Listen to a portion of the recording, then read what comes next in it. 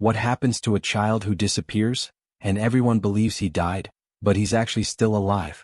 It's a question that keeps parents awake at night, a shadow that never stops following a family, and a fear that silently destroys every normal moment of life. This story begins in the quiet streets of Boise, Idaho, in the summer of 1991. A time when kids still rode their bikes freely, when neighbors trusted each other blindly, and when an 8-year-old boy named Ethan Rivers believed the world was a safe place. His smile was small but bright, his voice soft but full of hope, and his heart open to anyone who showed him a little kindness. And in a single moment, one that happened so fast his mother didn't even hear it, everything changed. Ethan disappeared near the edge of the Boise River that warm July afternoon. People searched for him for days, then weeks, then months. Volunteers walked along the waterline, police combed through open fields, and divers searched the cold river again and again. But they found nothing. Not a shoe, not a shirt, not a sign of life. And when hope finally broke under the weight of time, everyone convinced themselves that the river had taken him. That he slipped, that he fell, that God had taken him home. His mother held onto his bicycle, the last thing he touched, and cried into its rusted handlebars until her tears dried into silence. The town mourned him. The case was closed. And slowly, painfully, life moved on. But the truth was darker than anyone imagined. Ethan's story did not end in the river. His life did not fade that day. Instead, it was stolen, snatched away by hands that did not believe in mercy, hearts that did not understand innocence, and minds twisted enough to hide a child for decades. While the world cried for a lost boy, the boy himself cried underground, unseen and unheard. And yet, no matter how many nights he survived without hope, no matter how much pain tried to crush him, something inside him refused to disappear. Something told him that even if everyone forgot him, God had not. But he never knew when that promise would come true. And he never imagined it would happen 34 long years later. For 3 decades, the world lived with the belief that Ethan's life ended in 1991. But 34 years after his name faded from news headlines, one stranger noticed something no one ever had. A simple moment. A quiet suspicion. A strange look that didn't match the story he was being told. One stranger who refused to ignore the feeling that something was wrong. And that moment became the beginning of Ethan's freedom, long before he ever knew his suffering was finally reaching its end. Before we go deeper, before I tell you how this stranger changed everything, I want to say something directly to you. If you believe that no missing child should ever be forgotten, if you believe that every lost life deserves a chance to be found, if you believe stories like Ethan's must be heard, then please support this story. Not for me, but for the thousands of faces that the world stopped looking for. Your support helps more people understand the reality victims go through. And maybe, it helps one more person notice something. Just like that stranger did. Because sometimes all it takes is one set of eyes willing to look a little closer. One heart willing to feel what others ignore. And one person brave enough to speak up when everything looks wrong. Ethan Rivers disappeared when he was 8. He returned when he was 42. And what happened in those 34 years is something he still struggles to put into words. But his story starts right here. With a child everyone believed was dead. And a truth that was never supposed to be discovered. Before the darkness swallowed his life, Ethan Rivers was just a quiet boy growing up in Boise, Idaho. His childhood was simple, soft, and ordinary in all the ways that matter. He loved collecting smooth stones from the riverside, helping his mother water the garden, and racing his bike down the small hill behind their house. He wasn't loud, he wasn't bold, and he wasn't the kind of kid who wandered far. He stayed close, always within shouting distance of home, because his mother's voice made him feel safe. Summers in Idaho were warm and golden, and Ethan spent them chasing butterflies, counting clouds, and laughing at jokes only 8-year-olds find funny. He was innocent in a way only a child can be, trusting, curious, and believing every adult in the world is good. That belief was shattered on the day he disappeared. It started like any other warm afternoon in July 1991. His mother was hanging laundry in the backyard. Ethan had asked if he could ride his bike near the riverbank, just a few minutes away. She told him to stay close, but she smiled and nodded because he had always listened before. He pedaled off, the sound of his tires rolling through dirt, humming the tune of a cartoon theme he loved. He had no idea that those moments, those little breaths of happiness, would be the last pieces of freedom he would feel for decades. When Ethan reached the river, he noticed a man standing near one of the utility boxes. The man wore a faded vest, carried a toolbox and had a city worker badge clipped to his shirt. He looked like someone who belonged there, someone who fixed things, someone adults trusted without thinking twice. The man waved at Ethan with a friendly smile and asked if he had seen any broken wires around. Ethan shook his head, a little shy. The man laughed gently, told him he wasn't in trouble, and asked if he would help by showing him where the trail split. It sounded harmless. It sounded simple. Ethan didn't know that this man was not a city worker. He didn't know that the badge was fake, the smile rehearsed, and the plan carefully prepared. He followed the man a few steps, then a few more, and then farther than he should have. When Ethan finally felt uneasy, it was too late. The man grabbed him from behind, covering his mouth with a hand that smelled like gasoline and sweat. Ethan's small body shook violently as he tried to scream, but the sound never escaped. He was dragged to a truck hidden behind thick bushes. His bike fell to the ground, the handlebars turning slowly before becoming still. The drive felt endless. Ethan cried until his voice cracked, cried until the man shouted at him to stop, cried until fear swallowed the last ounce of breath inside him. Hours later, the truck stopped on the outskirts of Twin Falls, far away from the world he knew. The first place he was taken to was an abandoned farm, broken fences, collapsing roofs, and fields that looked dead. It didn't look like a place for people. It looked like a place where something terrible could happen and no one would ever know. Inside the old barn, Ethan heard the lock click behind him. The air smelled of dust and metal. He asked the man when he could go home, trying to stop the tremble in his voice. But the man didn't answer. He just stared at Ethan with cold, empty eyes. And that was the moment, the exact moment Ethan realized he wasn't going home. Not that day. Not the next. Maybe not ever. His childhood ended in the silence of that abandoned farm, replaced by a fear so deep it would follow him for the next 34 years. Ethan's life after that abandoned farm became a blur of roads, darkness, and long stretches of terror he could never measure. He was transported like a hidden object, never spoken to, never comforted, never treated like a human being. The man who kidnapped him handed him off like a package, driving him through backroads into Nevada, stopping only at night, and only long enough to silence his cries with threats he was too young to understand. By the time they crossed into the dry heat of Nevada's emptiness, Ethan had already stopped asking to go home. He learned that the world outside the truck windows wasn't meant for him anymore. Every mile they traveled erased more of his childhood. Eventually, the man delivered him to a couple who lived far outside the reach of anyone, a pair of people whose hearts seemed carved from stone. Their names were Raymond and Clara Holt, and nothing about them looked warm. Raymond was tall, silent, and carried a constant smell of cigarettes and engine oil. Clara had a face that never softened, eyes that never blinked with kindness, and a voice sharp enough to cut through a child's hope. They lived on a hidden compound in rural Arizona, a patch of land surrounded by dirt roads no one used, rusted fences no one questioned, and silence thick enough to bury the sound of screams. This was where Ethan grew up. This was where his life froze. This was where time stopped counting birthdays. Raymond and Clara didn't treat him like a child or even like a person. They treated him like an animal, something to be controlled, ordered, and punished. They chained him by the ankle whenever he wasn't working. They starved him until he was too weak to resist. They beat him whenever he paused, whenever he cried, whenever his fear showed too clearly in his eyes. And they forced him to do work that even grown men would struggle with.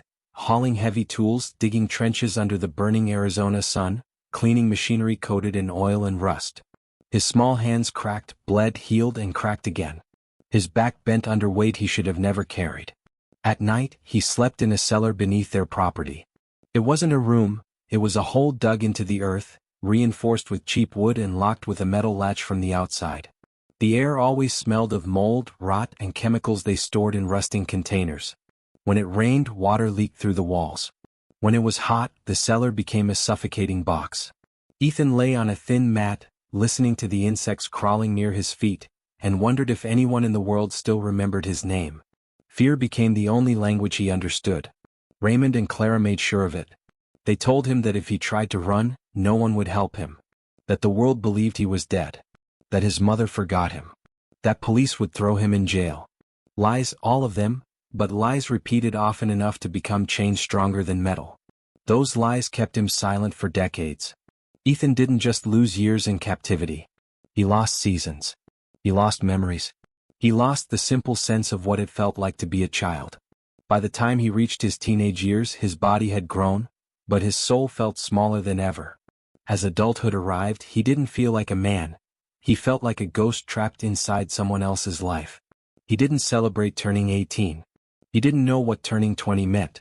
He didn't understand the passage of time because every day looked exactly like the one before it. Pain, labor, hunger, silence, sleep, repeat. Ethan grew into adulthood inside captivity, never once seeing a birthday cake, a classroom, a friend's face, or a moment of kindness. His childhood didn't end in one day. It was stolen inch by inch, year by year, until nothing remained but survival. For more than 3 decades, Ethan lived in the shadows of the Holt property. Hidden. Unseen. Forgotten by everyone, except the 2 people who refused to let him live. But fate has a way of sending help when the world least expects it. And in Ethan's case, help arrived in the form of someone who wasn't looking for trouble at all. Michael Grant was a delivery driver in Prescott Valley, Arizona, a man who believed in minding his own business, finishing his route on time, and going home to his quiet apartment. He wasn't a police officer. He wasn't a social worker. He wasn't a hero. He was just a regular man who spent his days lifting boxes, scanning packages, and driving the same dusty roads every week. Nothing about his life suggested he would one day stop a decades-long nightmare. But everything changed on the day he delivered a package to an isolated property far outside town. The property where Ethan had been held prisoner for most of his life. Michael had delivered to the Holt residence before, but the drop-offs were always quick. The gate was almost always closed, the yard empty, and the only person who ever came out was Raymond, cold, rude, impatient. But on this particular afternoon, something felt different the moment Michael stepped out of his truck. The air felt heavier. The silence deeper. And then he saw him. A thin, pale figure stood near the side of the house, almost blending into the shadows. His body looked fragile, his shoulders narrow, and his clothes so worn they clung to him like old rags. At first, Michael thought he was looking at an elderly man, someone in his late 60s, maybe even 70s. But then the man turned slightly, just enough for the sunlight to catch the shape of his face, and Michael froze. The man didn't look old. He looked broken. His cheeks were sunken, his eyes hollow, and his skin carried the kind of paleness that comes from years without sunlight. But it was his wrist that told the truth. Michael noticed faint bruises that formed perfect circular patterns. Marks no accident could create. Marks that looked like chains. And the man's behavior struck Michael harder than anything else. He avoided eye contact as if making it was a crime. He kept his hands close to his body like he was trying to hide them. And every step he took was slow, cautious, almost apologetic, like he was scared the ground itself might punish him for existing. Raymond shouted at him to go inside. The man flinched so violently that Michael felt the reaction like a punch to the gut. Something was wrong. Deeply wrong. And Michael felt it in his bones. Most people would have ignored it, convincing themselves it was none of their business, telling themselves not to get involved. But Michael couldn't unsee what he saw. He couldn't erase the image from his mind. Not that night. Not the next. Not the week after. So he did something he never expected to do. He started watching the property. Quietly. Carefully. From a distance. On his delivery days he slowed just enough to observe. He noticed how the older man never stepped outside unless pushed. How Raymond always hovered nearby. How the windows of the shed behind the house were boarded from the inside. How Clara stood at the door with an expression that looked more like a guard than a wife. Michael began documenting everything. He wrote down times, dates, behaviors. He snapped photos from his truck when no one was looking. He kept a running list of things that didn't add up, things that felt too dark, too cruel, too deliberate to be ignored. He didn't know the man's name. He didn't know his age. He didn't know he was standing only a few feet away from someone who had been missing for 34 years. But Michael knew one thing with absolute certainty. Someone on that property was living in fear. And Michael Grant refused to be another person who looked away. Michael Grant didn't sleep the night he finally gathered enough courage to act. His hands shook as he organized every photo, every note, every timestamp he had collected over weeks of quiet observation. He replayed the image of the pale, thin man in his mind again and again. Those hollow eyes, those bruised wrists, that trembling posture that screamed for help. Michael wasn't a man who liked conflict. He wasn't brave by nature. But something inside him refused to stay silent. He knew that if he didn't call now, that man might not live long enough for anyone else to notice. So Michael contacted the police. Not with a simple report. Not with a vague suspicion. But with a detailed file, evidence so organized, so disturbing, so undeniable that the moment detectives opened it, the room fell silent. The bruises. The flinches. The boarded windows. The history of isolation. It all pointed toward one horrifying truth. Someone on that property was being held against their will. And maybe, dying slowly in the dark. Within hours, a coordinated response began. Detectives, deputies, and federal agents studied the layout of the whole property. They mapped the weak spots, the entrances, the roads leading in and out. This wasn't going to be a casual knock on the door. This was going to be a rescue operation, one that could not afford failure. And at 2 a.m., under a moon covered by clouds, the raid began. The night was silent until it wasn't. A flash of lights. The roar of engines. Doors slamming. Officers spreading across the property with urgency sharpened by adrenaline. Raymond and Clara were taken down before they understood what was happening. Their shouts were drowned by commands and the sound of boots hitting the ground. But the real horror waited behind the house. A small wooden storage shed, its roof sagging, its sides rotting from age. It looked abandoned, like something used for tools or old junk. But the moment officers approached it, they heard something. A faint sound. Not words. Not even a cry. Just breathing. Fragile, shallow breathing. When they broke the lock, the smell hit them first. A suffocating blend of mold, sweat, and decay. Their flashlights cut through the darkness, and what they saw froze them where they stood. In the corner, chained to a metal ring drilled into the floor, was the man Michael had seen. A man barely recognizable as human. Thin to the point of transparency. Skin marked by bruises, scars, and deep red wounds where metal had rubbed him raw. His hair hung in tangled strands.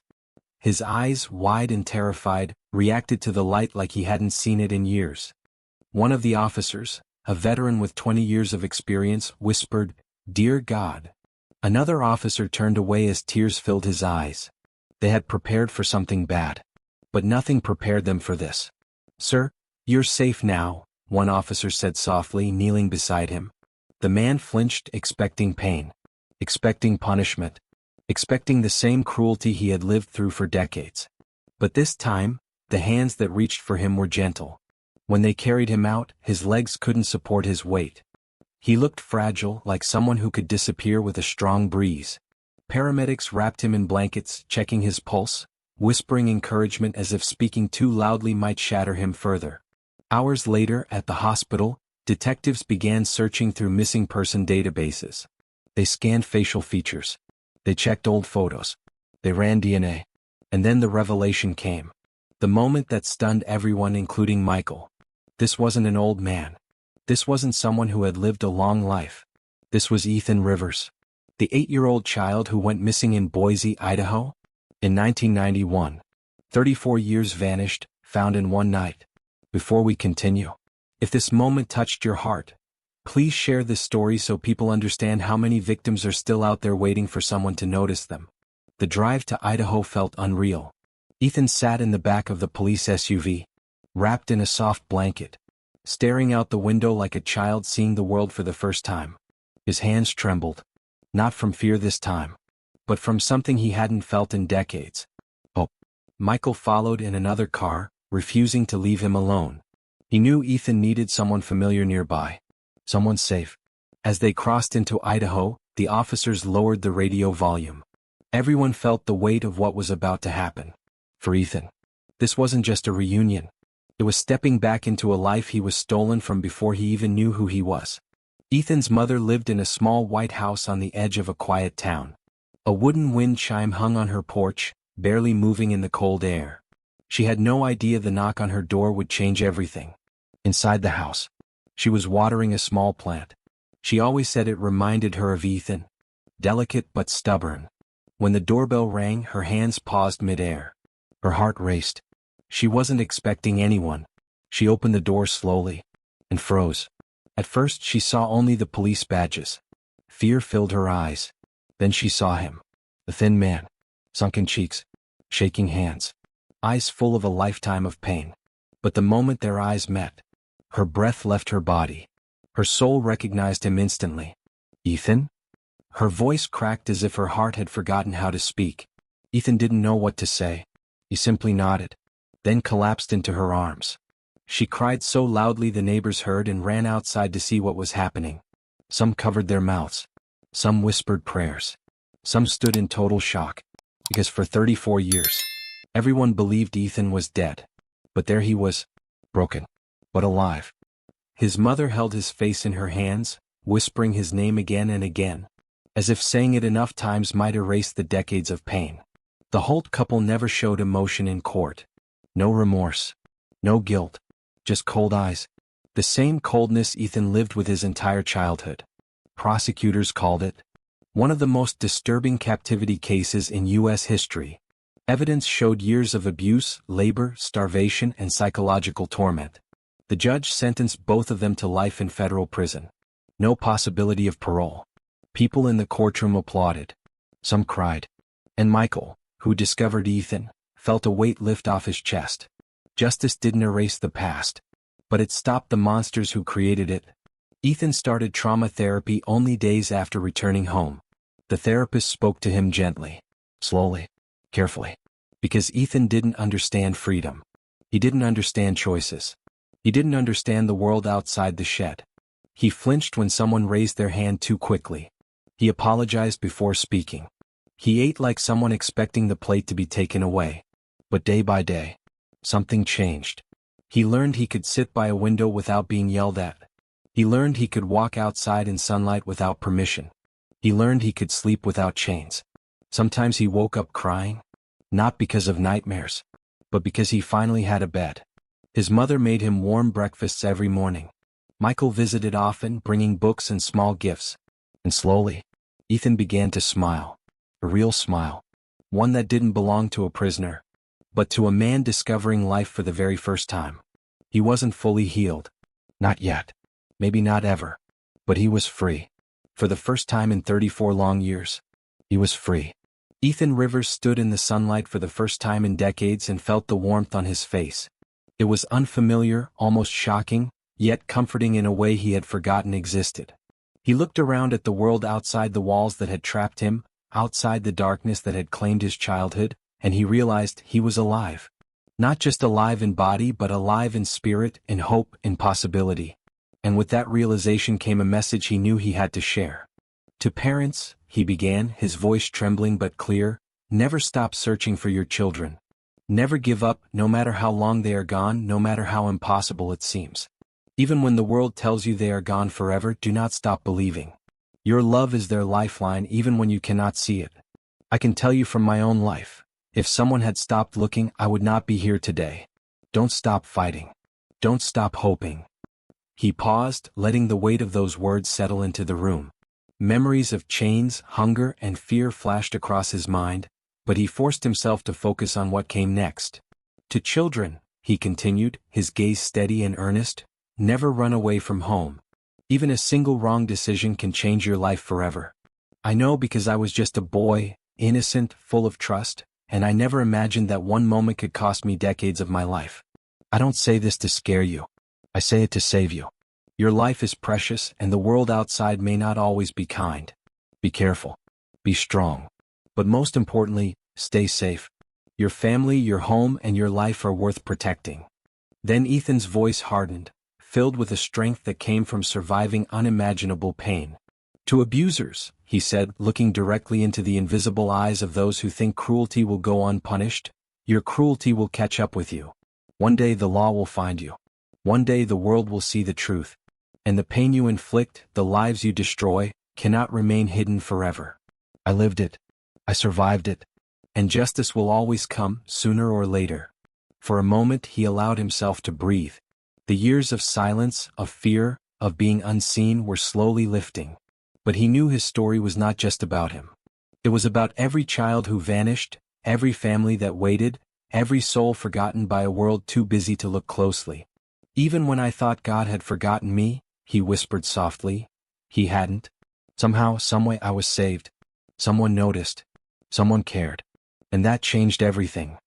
Ethan's story became a reminder of the fragility of life, the importance of vigilance, and the strength of the human spirit. His message echoed not just to those who watched, but to those who had ears to hear, hearts to feel, and courage to act. He knew that for every Ethan still trapped, someone must notice. Someone must care. Someone must take action. The world could not afford to look away anymore. And to those watching, Ethan left a final plea. If you want more real stories of the forgotten, the missing, and the ones who survived the impossible, stay with this channel. Your support helps us bring their voices back to life. Every view, every share, every subscriber keeps hope alive. Every person who watches listens to the truth, and every truth shared brings justice one step closer for someone who has been waiting in silence for far too long. Ethan paused again, feeling the sun on his face, and smiled. It was small at first, but it grew steadily, radiating strength, survival, and courage. He had been lost for decades. He had been forgotten by the world, by everyone, by time itself. But in the end he was here. He was free. And his voice finally was being heard. Even when the world assumed he was gone, even when fear ruled his life, even when hope seemed impossible. Ethan's story proved that miracles, small acts of courage, and the persistence of love could change everything. Because sometimes, even when a child believes God has forgotten them, he hasn't.